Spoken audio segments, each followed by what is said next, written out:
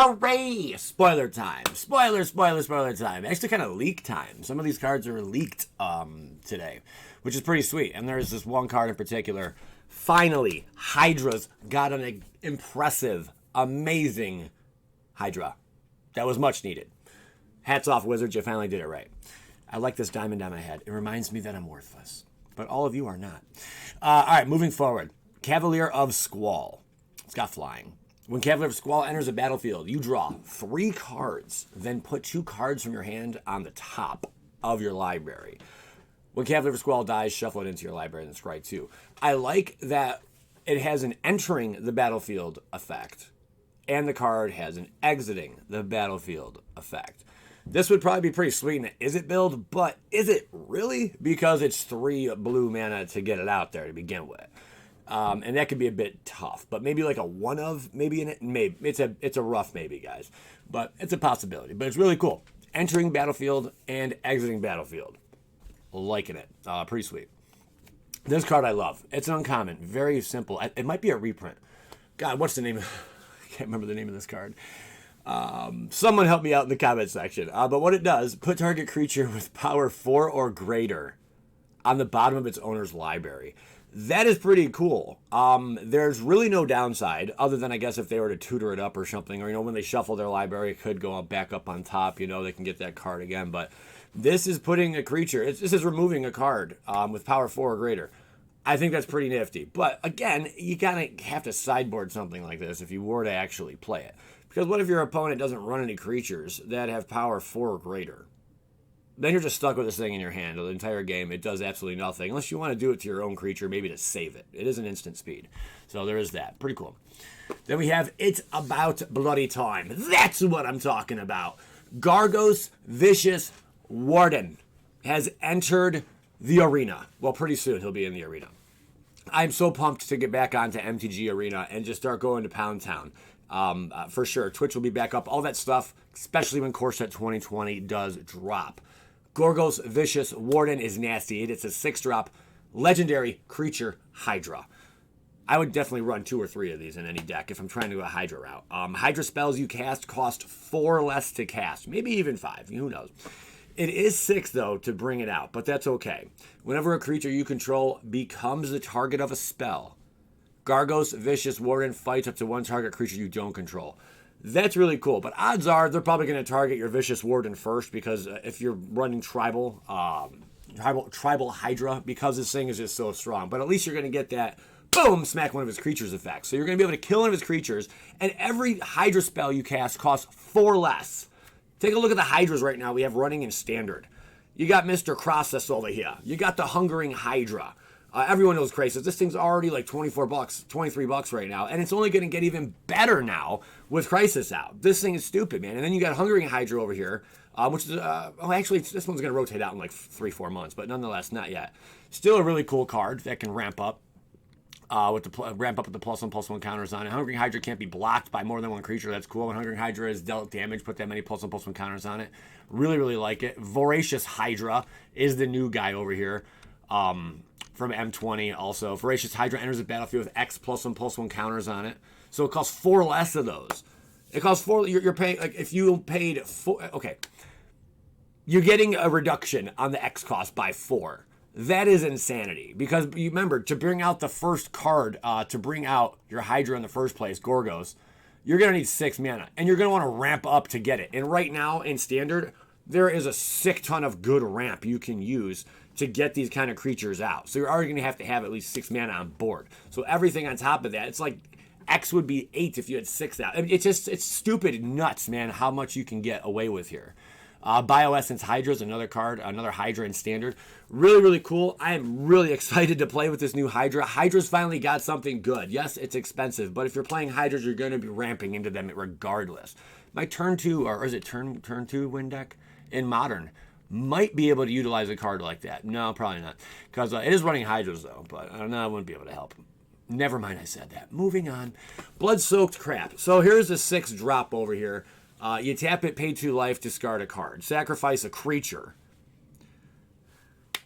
So I have to pay 2 life, discard a card, and sacrifice a creature? And this thing costs 6 to bring out? Create a 5/5 black demon creature token with flying. Activate this ability only anytime you can cast a sorcery. The only thing that would have made this card worth playing outside of limited is if it was instant speed. That's it.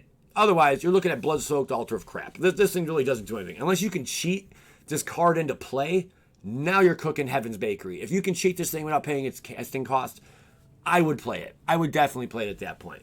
But this will be very, very cool in limited. It will be a bomb to get in limited. But outside of that, no, B. It's not happening for me, boss. I'm sorry. Next up, we got Vivien, Arcbow Ranger. This card I think is pretty cool also. 4-drop Vivien. It's +1. Distribute 2 +1/+1 counters among up to 2 target creatures. Legit. They gain trample until end of turn. So you're giving them a bit of a perk here. Everyone likes perks. I enjoy perks, especially perky ones. -3, target creature you control deals damage equal to its power to target creature or planeswalker. That's cool because it doesn't just say creature. I think a lot of these cards that we've seen in the past, it just says target creature you control deals damage equal to its power to target creature, period, end of story. Well, on this planeswalker, it's creature or planeswalker you could deal damage to, which I think is pretty impressive. Then it's -5. You may choose a creature card you own from outside of the game, reveal it, and put it into your hand. Now, exactly what would you be going to dig for? You're like, well, what would I want to get? Well, anything in your sideboard that you think you could need or use or want. It's any creature card from outside the game. It's funny that it says outside the game because isn't like a sideboard kind of a part of the game in a sense? They should just say sideboard on the card. I don't understand why they don't say sideboard on the card. It should say you may choose a creature card from your sideboard, reveal it, and put it into your hand. Wouldn't that make sense? Well, why are they saying outside the game? I understand the sideboard is not technically in the game, but do you hear my argument? Could have been a lawyer. Son of a beanbag. But Vivien Arcbow Ranger is pretty sweet, man. It does come out with 4 loyalty, which is pretty cool. So after the first turn, I mean, with the +1, you then have 5. You can use its ultimate if you want to sack it, which I hate doing that to Planeswalkers. I feel like you're not getting value if you have to sacrifice your Planeswalker, use its ultimate, you know? Yeah, I think even like when I play on Arena, I'll make sure I get that +1 over the ultimate, you know, and then I would go ahead and minus it, you know, if it's a 8 and -7, you know, whatever. But pretty cool. You can go and just tutor up a card. I think that's amazing because basically this is a tutor ability. You are just tutoring up a card. And not only, it can be any card you want in your sideboard. I mean, anything you put in your sideboard, you can just grab at any time as long as, you get to the +5 loyalty counters on Vivien. That's pretty impressive. So think about it that way. And the only downside is, well, you do got to pay 4. But you get all these other abilities. I think it's a great card. And it's going to see a heck ton of standard play for sure. Just a reminder of what the lands are. The Triumphs. The Temples are all back. Temple of Triumph, Temple of Silence. These cards are all the same, just different colors. When Temple of Triumph enters the battlefield, scry 1. I thought these were printed uncommon at one point, but I guess not. Temple of Mystery, Temple of Milady over here is the most valuable one. I think it was around $8, $7 before the print of this. I'm sure it's going to drop to like 4 or 5 now. But I do have a question. Temple of Epiphany over here. The Is It color is pretty cool. I think it's down to like $2.50, $3 now. My question is, why do we keep seeing the same lands reprinted? Why aren't we seeing like new dual lands? Why do we keep seeing these same kind of dual? And I know they're not technically dual lands. You know, there's specific names for them. The OG dual lands back in the day. I understand, guys. I think I have one over here somewhere. But why do we keep seeing the same lands reprinted again and again? And if you're worried about price, okay, and I understand that, but if you introduce new kind of dual lands, dual color lands, like these, to the game, wouldn't you be reducing the price of other cards if they're going to see more play over those other lands? You know what I'm saying? So it would kind of, in my own crazy mind, it would kind of balance it a little bit, You don't got to keep reprinting these lands. Give us something new with new abilities on the land. I know we've got a ton of these kind of dual lands that are rare, but do we really? We really don't. And it's only like a handful of them are even used anyway. Like 4 or 5 of these kind of dual lands are used primarily, in said decks, These ones are like some of the least used are the temples that they just reprinted. That's something I'm really curious and interested in. I'm just saying, why can't they print something else? Just give me something new already, man. Crikey. Like this fella here, who's just basically, his only purpose is for Commander. They just printed him and said, slap a label on it, Commander, ship him out the door. We're going to box up this sucker. People are going to buy it. As long as we include in Commander cards in every single standard set there is, we're going to sell to the Commander folks as well. They'll buy boxes from us. I just know it. That's the route they're going. Whatever.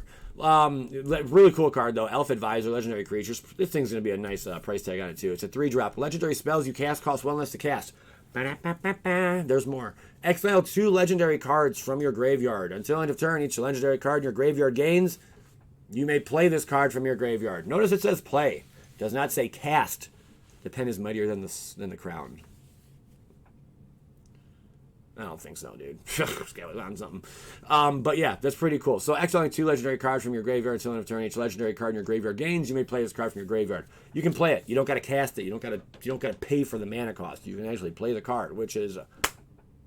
I want to say something naughty there, but horrific. All right, so it's really, really sweet. It's on a 3/4 body, so I mean, if anything, you get a 3/4 for 3, but it's better than that. Hey, guess what? Mox Amber. Maybe you're going to see a little bit of play now. Just maybe.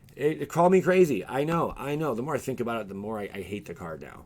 I had a love-hate relationship with Mox Amber, and now I think I just hate the card. But, hey, who knows? Maybe, just maybe, we're going to see some Mox Amber action up in this piece, man.